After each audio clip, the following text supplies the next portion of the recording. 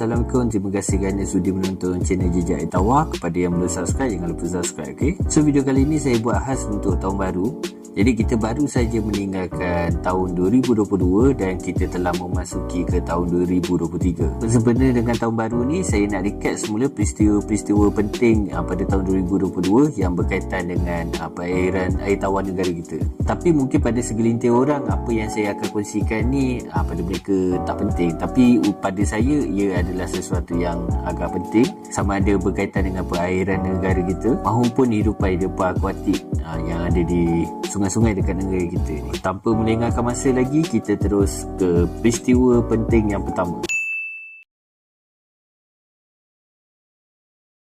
Peristiwa penting yang pertama adalah program konservasi antara spesies ikan pelaga liar yang asli dekat negara kita ni, iaitu Betta Persephone dengan Betta Coquina. So program ini telah dianjurkan pada 15 hari bulan 2 dan bertempat di negeri Johor. Tujuan program konservasi ini adalah untuk memastikan spesies Betta Persephone dengan Betta Coquina kekal wujud di habitat asalnya. Kalau mengikut cerita, sebenarnya Betta Persephone dengan Betta Coquina ni ada di salah satu bahagian hutan yang ada di area situ, tapi hutan itu telah dimusnahkan untuk pembangunan. Jadi sekarang ni ada pihak-pihak yang terbabit telah cuba menyelamatkan sisa-sisa spesies Betta Persephone dengan Coquina ni dekat hutan tersebut, dan mereka telah cuba untuk membiakkan spesies-spesies tersebut atas tujuan untuk memastikan populasi ikan ni kekal wujud di negara kita. Dan salah seorang yang terbabit dalam program konservasi itu adalah sahabat saya sendiri, iaitu orang kenalinya sebagai Abaikan ataupun namanya Hakim. Beliau ni adalah salah seorang yang memperjuangkan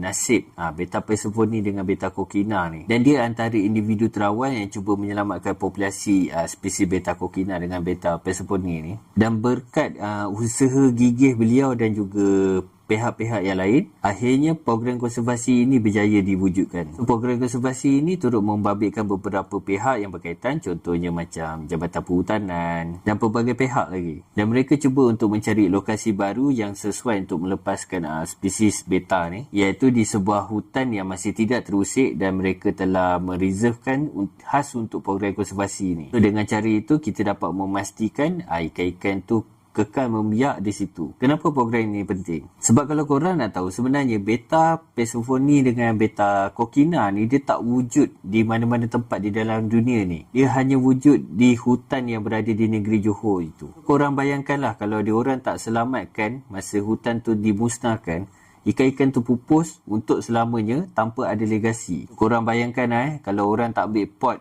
spesies asli yang ada dekat situ, sebab nampak macam paya biasa je macam tu, dan orang sodok, orang tambak macam tu je. Kita dah kehilangan salah satu khazanah yang ada dekat dalam negara kita.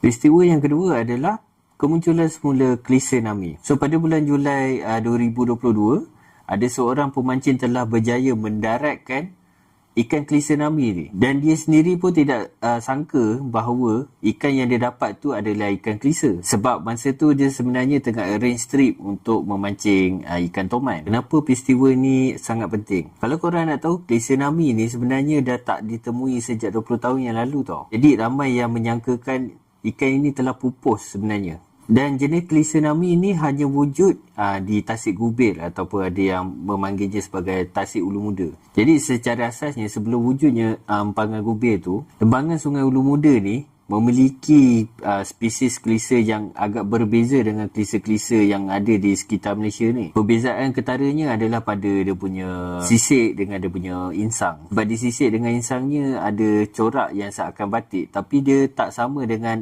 batik arwana yang ada di Myanmar. Sebab dia punya pattern corak dia tu agak berbeza sedikit. Dan dia memang jauh berbeza dengan spesies klise yang ada di sekitar Malaysia ni. Jadi memandangkan spesies ini telah gaib selama 20 tahun, jadi tiada kajian yang terperinci dapat dilakukan terhadap ikan ini. Dan 20 tahun gaib tiba-tiba muncul balik macam tu. Jadi itu adalah satu penemuan yang sangat penting. Tapi sayangnya spesimen yang telah ditemui itu telah mati. So tak dapat buat apa. Kita tak dapat nak mengkaji lebih lanjut. Jadi daripada situ kita tahu bahawa ikan ini sebenarnya masih wujud lagi dekat situ. Cuma tidak dapat dipastikan sama ada banyak ataupun sedikit. Sebab ikan ni memang dah tak ada orang yang temui. So, macam mana kita nak tahu populasi dia macam mana kan?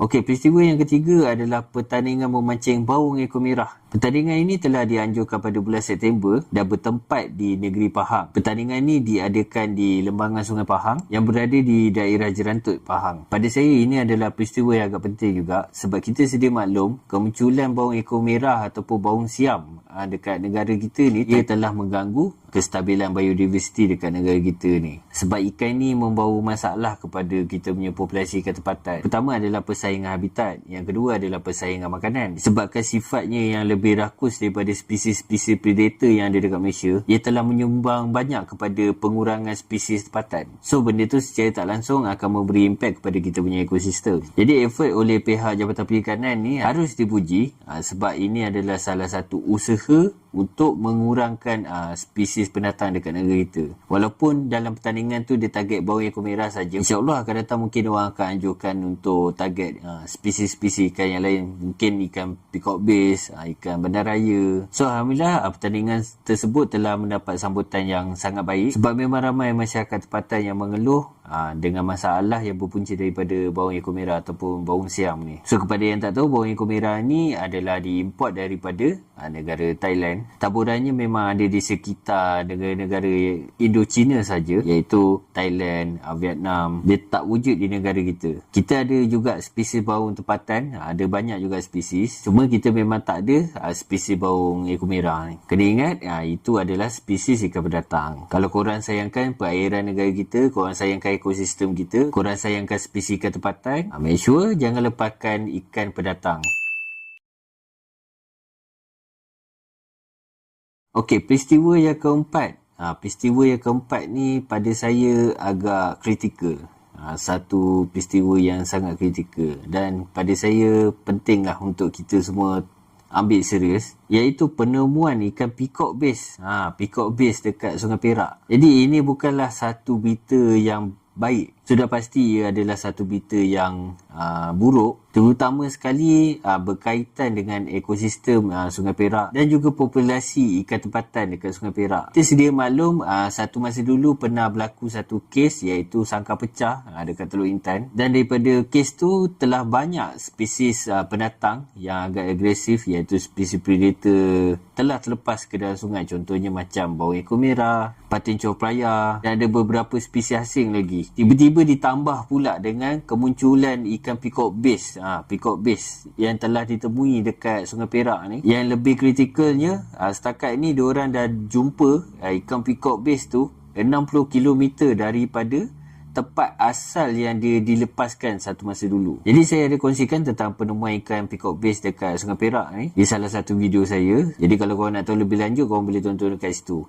Cuma pesanan saya kepada semua anglers yang mana memang kaki layan PB ni dah dapat tu, janganlah lepaskan balik. Kita faham korang punya hobi iaitu sport fishing. Korang casting, kadang-kadang korang fly fishing. Tapi apa salahnya dalam berhobi tu berbuat baik jugalah. Cubalah jaga alam semula jadi ni sebaik mungkin. Janganlah jadi penyumbang kepada kerosakan alam ni hanya disebabkan korang punya hobi tu saja. Dulu ramai anglers menafikan bahawa ikan peacock bass ni boleh survive dekat dalam sungai sebab diorang kata memang tak pernah jumpa ikan peacock bass dekat sungai. Sekarang dah terbukti sebaliknya. Itu sebab daripada awal kalau orang dah tegur tu janganlah lepaskan. So ingat kalau boleh jangan lepaskan semula ikan peacock bass dan juga ikan-ikan pendatang yang lain. Kalau korang nak casting ikan tempatan lagi best, ada banyak lagi iaitu belida putih, ikan tapa, toman, sebarau, macam-macam lagi lah kalau nak cerita. Sebab kena gali ilmu untuk mengenali ikan-ikan tempatan. Kalau korang tak tahu nak cari kat mana, dekat channel saya ni dah banyak memperkenalkan spesies ikan tempatan. Jadi korang boleh study apa yang ada dekat channel saya ni. Okey, peristiwa yang terakhir iaitu peristiwa yang kelima, dan pada saya ini adalah sesuatu yang agak penting, iaitu banjir besar di Pantai Timur. Jadi kita sedia maklum, negeri-negeri yang terjejas akibat banjir pada bulan Disember 2022 antaranya adalah negeri Kelantan, Terengganu. Dua negeri inilah yang saya nampak agak kritikal. Banjir yang berlaku tu agak ekstrim. Sampaikan ada orang yang kata tempat dia tu memang tak pernah banjir. Tiba-tibalah tahun ni boleh pula tempat dia pun banjir sekali. So pada saya itu adalah sesuatu yang luar biasa. Sebab bencana banjir yang telah berlaku dengan lebih ekstrim ini berkaitan dengan kerosakan iklim. Dan kerosakan iklim ini pula berkaitan dengan kerosakan ekosistem. Nampak tak ada berkait kan? Manusia adalah penyumbang terbesar kepada kerosakan ekosistem. Yang tu kita kena ingat. Dan saya pernah mengingatkan tentang ini 2 bulan sebelum berlakunya banjir tu. Tapi sayangnya tak ramai orang take serius ataupun take note dengan apa yang saya cuba sampaikan tu. Dan akhirnya ramai pihak yang tak bersedia. So kita sedia maklum pada waktu berlakunya bencana banjir tu telah ada korban-korban nyawa yang pada saya tak sepatutnya berlaku. Sebab kita sepatutnya boleh buat persediaan awal. Dan saya ada berikan panduan apa langkah-langkah awal yang kita boleh buat, tapi sayangnya ramai orang yang tak ambil serius benda tu. Saya cuma sedih sebenarnya sebab memanglah ajar maut tu dekat tangan Tuhan, tapi kena ingat Tuhan hadiahkan kita akal untuk kita gunakan. Jadi Tuhan tak kata kau kena berserah saja. Kalau kata nak berserah saja, Nabi Nuh sendiri membina bahtera untuk menyelamatkan umat dia, apatah lagi kita manusia biasa ni kan. Sedangkan Nabi pun dia cuba ikhtiar untuk menyelamatkan diri dan juga menyelamatkan orang. Tapi kita hanya fikir ajar maut dekat tangan Tuhan, berserah. Sebenarnya konsep tu salah. Kalau konsep macam tu, lebih baik Nabi hanya duduk diam saja, berdoa kat Allah, Allah jadikan ni, Allah jadikan tu. Jadi benda tu yang kita kena faham. Bila berlaku sesuatu bencana, sebenarnya kita boleh mencegah. Cuma kita kena mendalami ilmu-ilmu yang berguna untuk kita.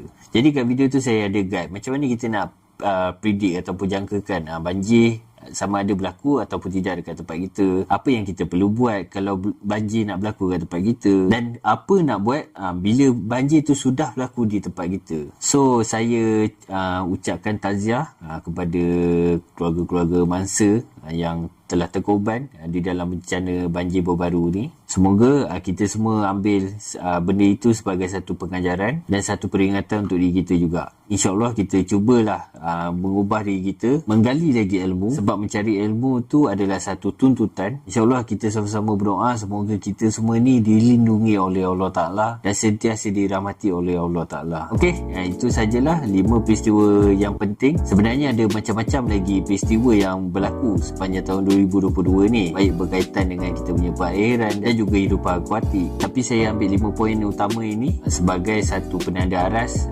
untuk tahun 2022 yang akan dibawa kepada 2023 dan tahun-tahun seterusnya. Semoga tahun baru ni adalah tahun yang lebih baik untuk kita semua, insya-Allah. Dan disebabkan channel ni berkaitan dengan air tawar, dan saya pun berharap pada tahun ini lebih ramai orang dapat kesedaran betapa pentingnya kita punya perakhiran. Saya berharap apa saja mesej yang saya cuba sampaikan di dalam konten-konten saya, korang dapat share dengan keluarga korang, dengan kawan-kawan korang, dengan orang kampung, dengan EJK kampung, dengan YB tu, dengan YB ni, tak kisahlah sesiapa pun. Jadi mesej tu dapat disebarkan kepada lebih ramai orang dan lebih ramai orang dapat kesedaran tentang kepentingan ekosistem di negara kita ini. InsyaAllah, amin. Kita berjumpa lagi dalam video akan datang. Kepada yang belum subscribe, jangan lupa subscribe. Okay? Assalamualaikum dan salam sejahtera.